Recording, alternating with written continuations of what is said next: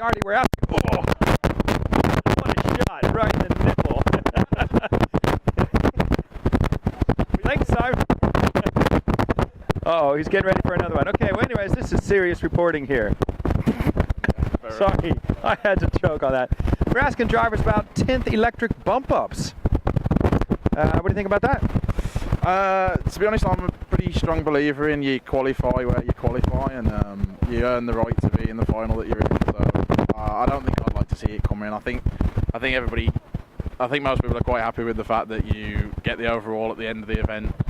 You know what position you're going to be in, and that's the final you're going to be racing in. And I think obviously the people who have qualified lower on a day, they'd love it to be the case, but I think it would disadvantage some of the guys who've earned the right to be in certain finals, and I think they deserve the same shot of getting points that we've always had for years gone by.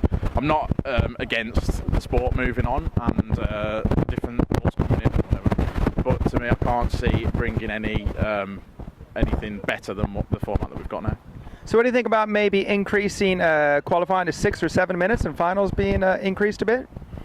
I'm open-minded about anything like that, but I think it would be unfortunate if we brought in anything that was detrimental to the size of entry that we could get.